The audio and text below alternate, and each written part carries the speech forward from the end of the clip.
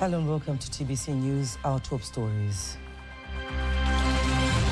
Agenda 2063, Africa up for the task. Africa needs investments in appropriate technologies, including artificial intelligence. Nujoma's legacy honored as tributes continue to pour. In the name of our people, to declare that Namibia is forever free.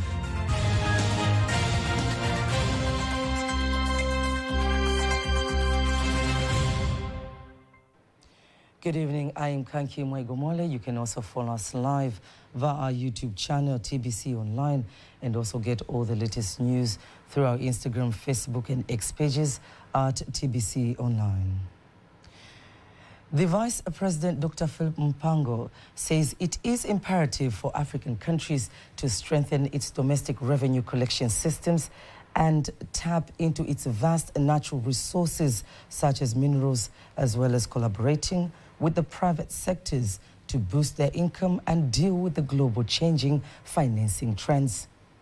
The Vice President made the call when he was representing the President of the United Republic of Tanzania, Samia Suluhu Hassan, at the 42nd meeting of the heads of state and the government of the High Board of the African Union Development Agency, which was held online and led by the chairperson of the board, who is also the president of Egypt, Abdel Fattah el-Sisi.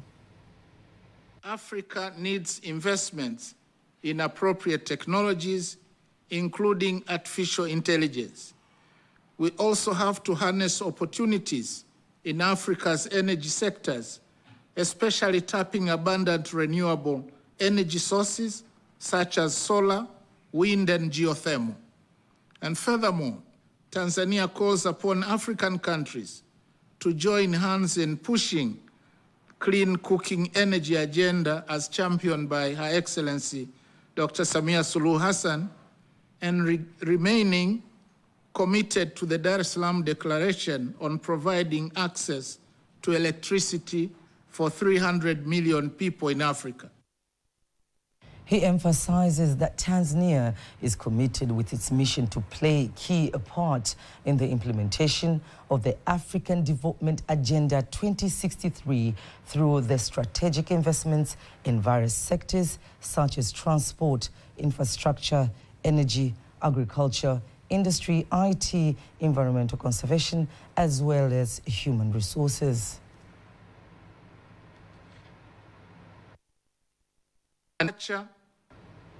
Industrialization, environmental management, and human capital development.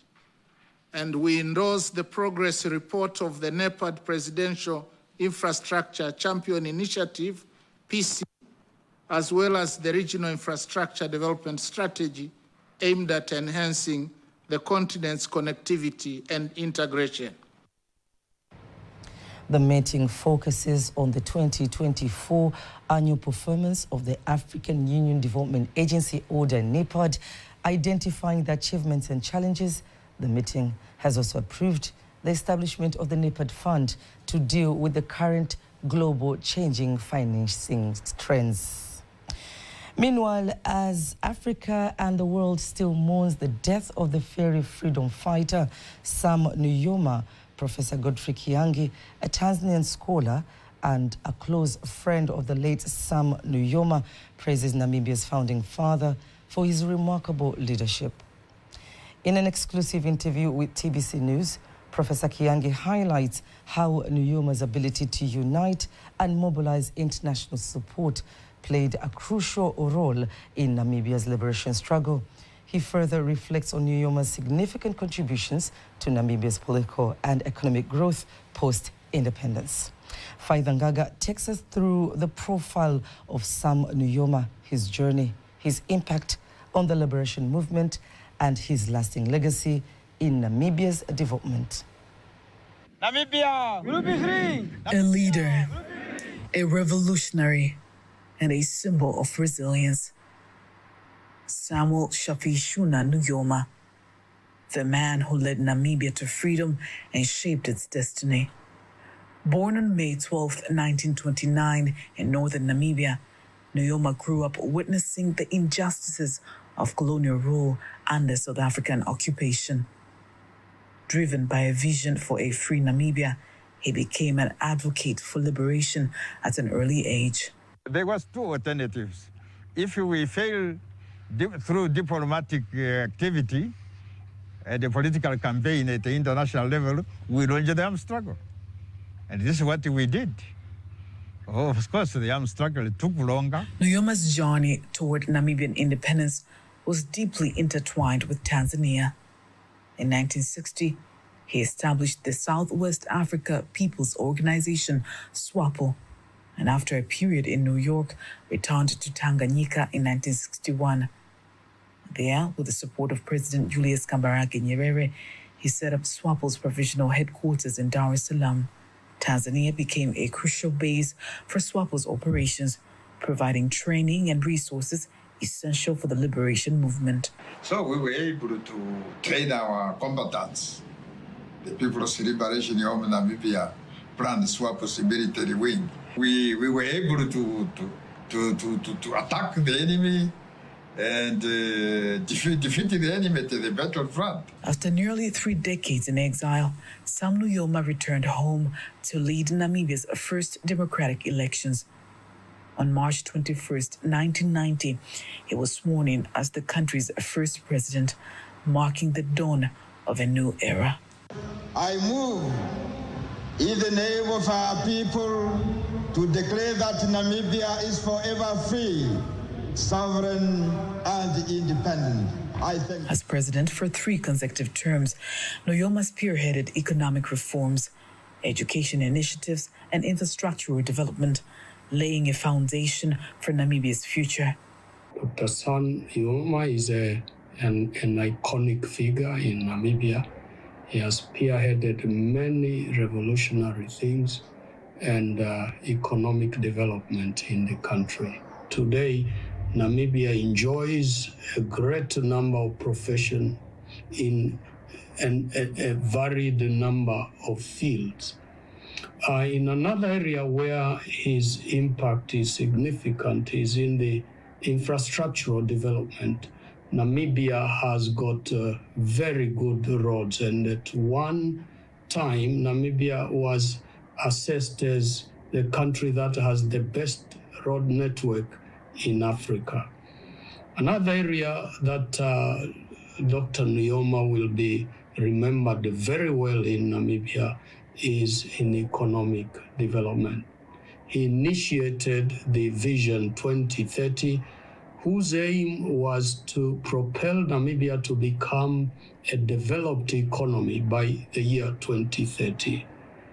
Recently, through the assessment by experts, Namibia has been found to be in the top middle class economy, just one step before becoming a developed economy. His passing marks the end of an era, but the principles of unity and freedom continue to inspire both nations. In related news, while the nation of Namibia and the African continent mourns the death of the father of the nation of Namibia, the late Sam Nujoma, who died at the age of 95, Jacob Tesha, who is a veteran journalist and a former head of external service at Radio Tanzania Dar es Salaam RTD, says Radio Tanzania played a significant role to support most of the African countries to attain their independence, including Namibia. More details with Peter Mganga.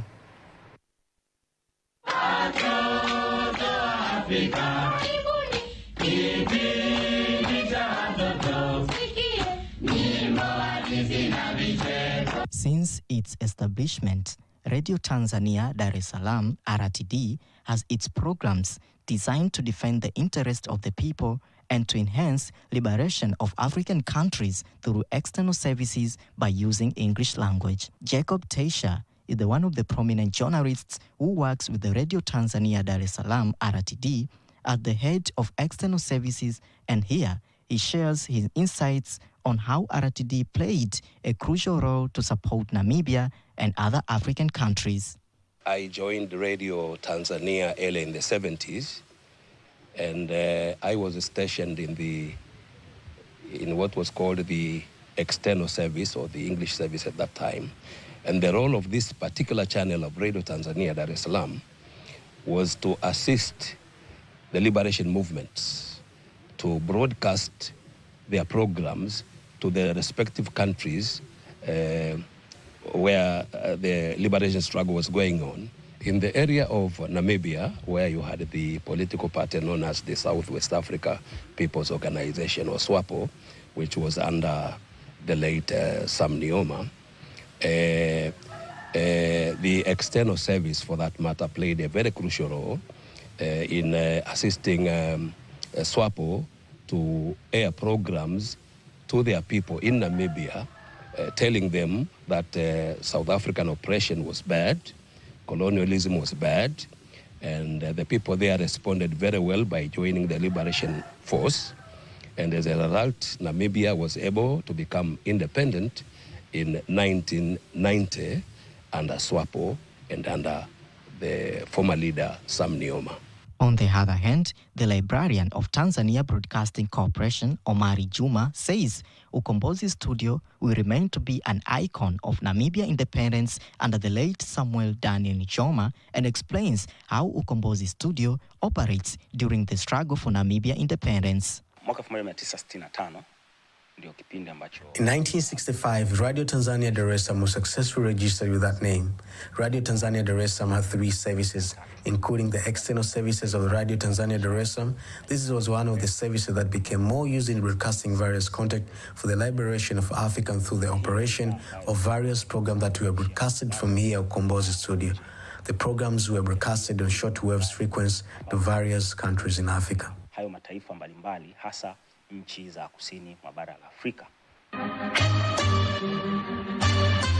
This is part of broadcasting equipments which used during the liberation of African countries, especially under the leadership of Sam Nujoma in Namibia.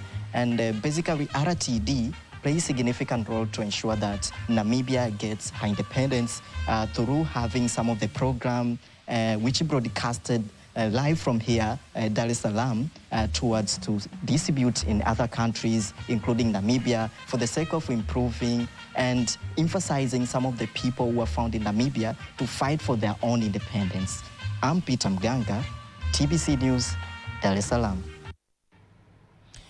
The Deputy Minister of Health, Dr. Godwin Mollel, says the government is committed to ensure availability and accessibility of medicines for rare diseases, including epilepsy.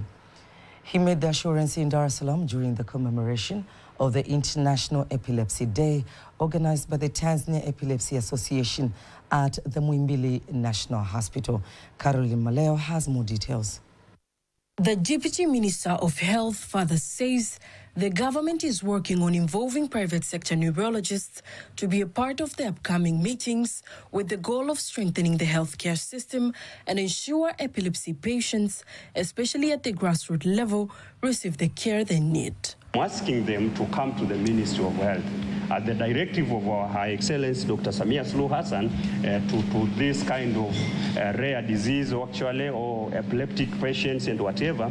We are coming now to put the roadmap, and as she is explaining, there is a lot of policies that are explaining very well how to do it, but there are some deficiencies in our policy. We are coming to correct them all together to make sure everything is okay. But I'm telling you for sure we are going down to the dispensary level. Meanwhile, the president of the Tanzania Epilepsy Association, Professor William Matuja, says 5 million people worldwide are diagnosed with epilepsy each year, with nearly 80% of them living in low and middle-income countries.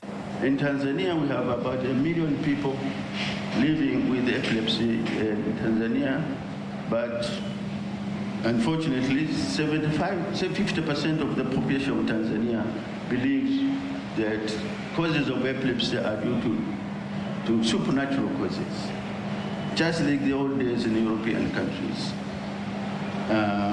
And this has resulted into severe psychological and social consequences to people living with epilepsy. Dr. Harriet Hiera, a lecturer at MUHAS, shares findings from a 2024 study by the Tanzania Epilepsy Association in collaboration with the EPINA project. The research reveals that stigma remains to be a major challenge for epilepsy patients. Epilepsy contributes to 60% of the whole burden of mental illnesses. We found there is, at the level of the community, we have still getting issues around stigma. There is still low levels of knowledge and perceptions, and there are a lot of myths around epilepsy.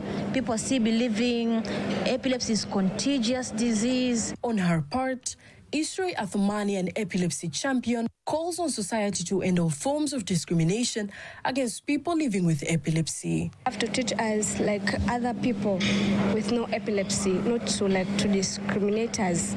Currently, around 50 million people worldwide have epilepsy, and studies show that the death rate among epilepsy patients is 3 times higher than that of the general population. Caroline Maleo, CBC News. In other news, the Permanent Secretary President's Office of the Revolutionary Government of Zanzibar Economy and Investment, Hamisi Suleiman Mwalimu, says that the nation must be vigilant with international investments agreements and contracts so as to avoid legal risks, compensation disputes, which may set back the country's development. He made the call in Dar es Salaam when opening a 3-day training for government officials on negotiating better agricultural investment contracts and reforming international investment agreements. Mwalimu says that the country's contract handling situation is currently stable, while a lawyer from the Attorney General's office, Felista Limo, says that the training is important to protect the nation's resources and the government is drawing more direct foreign investment. We are eager to further enhance our collaboration, particularly in the area of IIA reform, trade and investment, and sustainable development. Lastly, we are confident that your guidance, Tanzania will be able to strengthen its position in international trade and investment while also achieving our development and sustainable goals. They're particularly very right time because our country has been opened up for investment. We have seen the initiatives that our current president is doing on ensuring that our country is opened up for investment. We have seen a number of investors coming to the country. On his part, the representative from the International Institute for Sustainable Development, IISD, Joseph Ostransky, says that the training will help government officials to identify opportunities and risks posed by foreign direct investments. And the idea is indeed to empower them to make these decisions themselves. And I think that with a couple of countries that we've worked, we've seen that the work with them resulted in change and reform and policy steps that these governments were taking with regard of the treaties or with regard to the contracts. New model treaties, new treaties being negotiated and reflecting the objectives of the government more closely.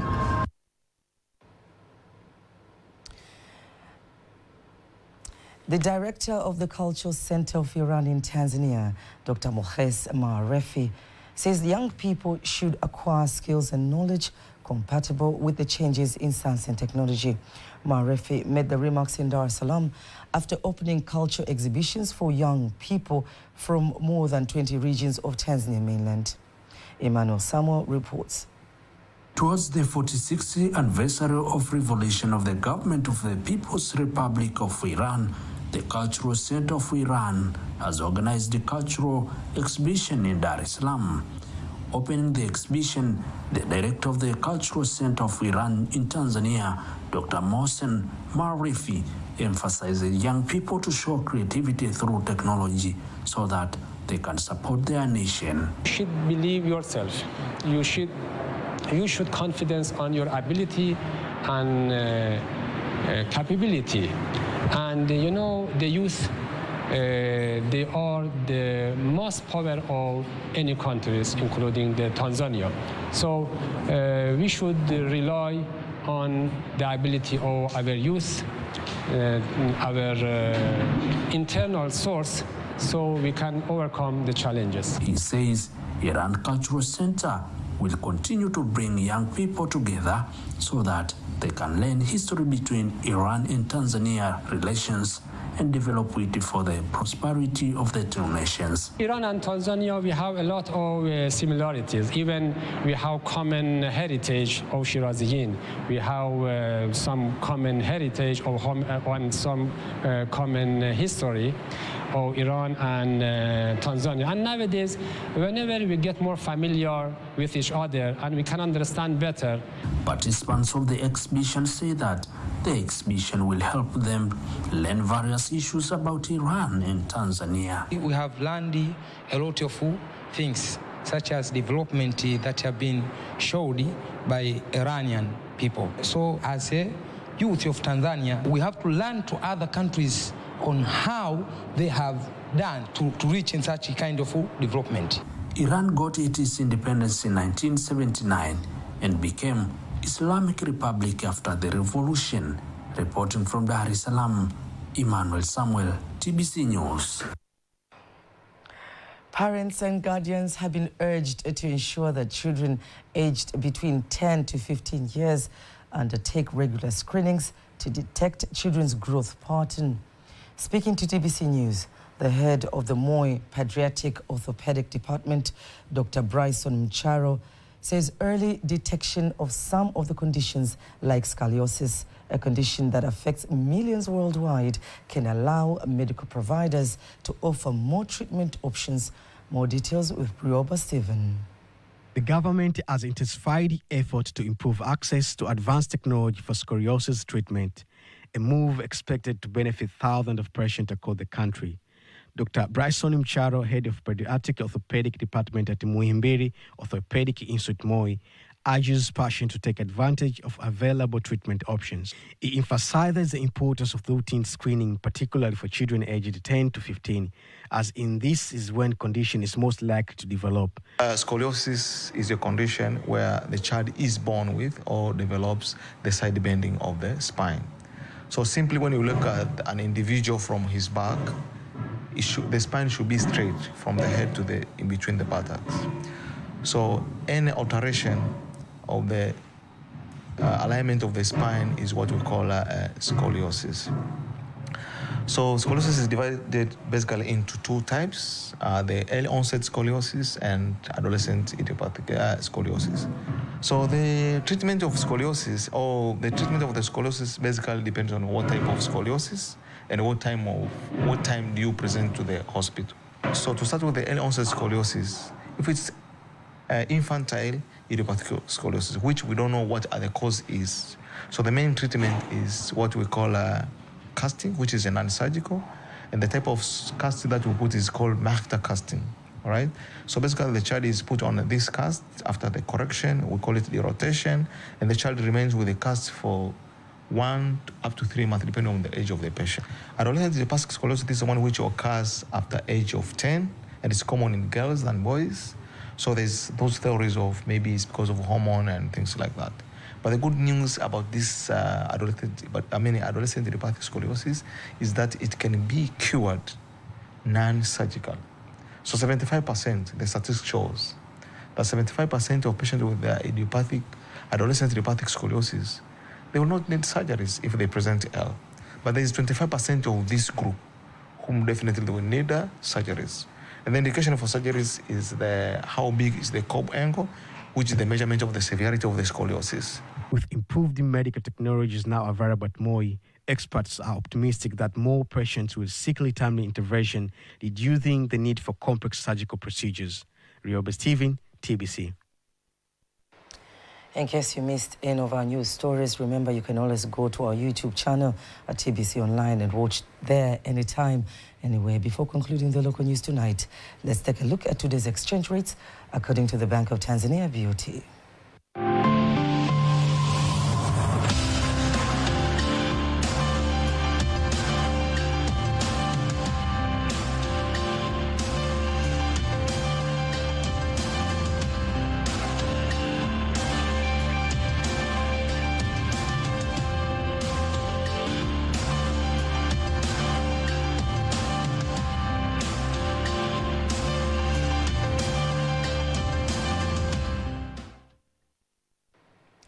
Don't miss TBC News every weekday. It's now time for the international news.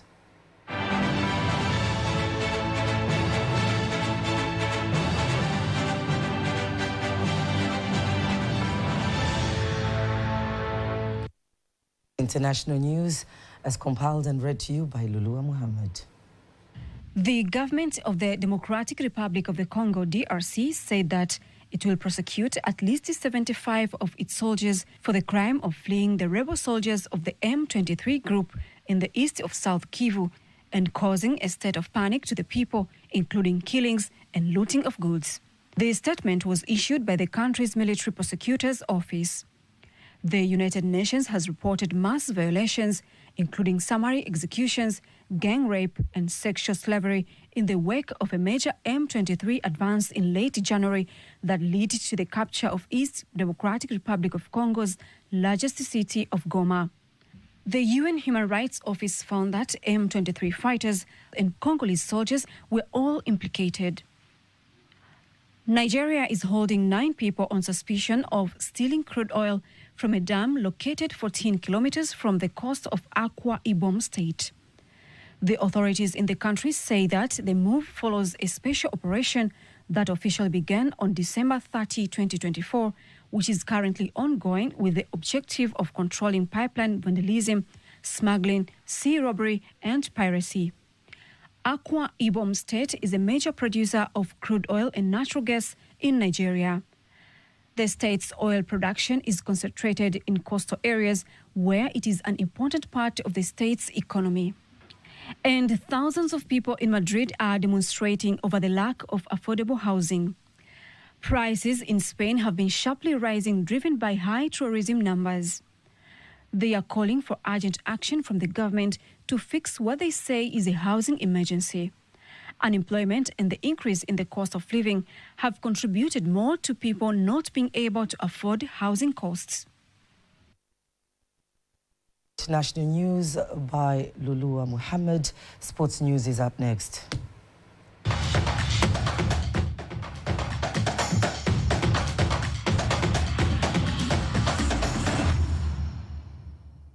In sports, newly appointed young African head coach Milord Hamdi, in his first match, witnessed his team held to a draw by JKT Tanzania in Tanzania Premier League match played at Isamuyo Stadium, blaming poor refereeing. Speaking after the match, young African's head coach praised tactical discipline displayed by JKT Tanzania players, but he was not happy with the decisions of the referee of the match, or JKT Tanzania head coach Ahmed Ali says the game was tough, but they deserved to get at least one goal. I want to speak for referee, but I'm not happy for the referee. I'm not happy for the referee. He stopped the game all the time. We have got one situation, not offside. Look in the TV, the game, and you see the striker is not offside. He give, but that's football like that. We really want to win this game today, for the president, for all the fans, also to stay higher in the championship. But sometimes when that's not possible to win a game. Tanzanians always believe that taking any point from a big team like Young African is not easy, but when we get 1 point and we push forward by playing other matches with this momentum, we can be in a good position in the league. So we have a chance to learn how to be good on the pitch when we have a ball and the time when we don't have, and be effective all the time and grow up from where we are. So 1 point for us is a good, especially when we got from a big team like Young African, known in Tanzania and Africa. Draw, Young Africans have collected 46 points, but still on top of the Tanzania Premier League table. And that's the end of the sports news. Weather forecast is up next. Hello there. This is 24 hours of the forecast from Tanzania Meteorological Authority. Starting from tonight, 9 p.m. Wind is expected to flow at the speed of 10 kilometers per hour over Lake Victoria and Lake Nyasa. For Lake Tanganyika, wind is expected to flow at the speed of 20 kilometers per hour, and the state of the lake is expected to be slight. For northern coast, wind is expected to flow at the speed of 30 kilometers per hour, while for southern coast, wind is expected to flow at the speed of 20 kilometers per hour, and the state of the sea is expected to be slight to moderate. And now let us see of the weather details, and this is what we expect for tonight. For western parts of the country, we expect partly cold condition, thunder showers over a few areas. For southwestern highland and southern region, we expect partly cold condition, rain showers over a few areas, and the rest parts of the country is expected to be dry. And now let us see of what we expect for tomorrow. For western parts of the country, we expect cloud condition, thunder showers over a few areas, and sun intervals. For Singida region, southwestern highland and southern region, we expect partly cold condition, rain showers over a few areas, and sun periods. And the remaining parts of the country, we expect partly cold condition and sun periods. And now let us take a look of the next 4 days weather forecast. Dar es Salaam, we expect partly cold condition and sun periods. For Dodoma, we expect rain showers and sun periods on 13th of February. For Mbeya region, we expect rain showers and thunder showers. For Mwanza, we expect sun periods and thunder showers. Kilimanjaro, we expect partly cold condition and sun periods. Morogoro, we expect partly cold condition and sun periods. For Arusha, we expect partly cloud condition and sun periods. And that's all for today. Make sure to catch up again tomorrow. From Tanzania Meteorological Authority, my name is Mariam Faris. Bye-bye. And that marks the end of the news bulletin for tonight. Don't miss our next bulletin in Kiswahili at 11 p.m. On behalf of the whole team, I'm Kanki Mwegomole. Good night.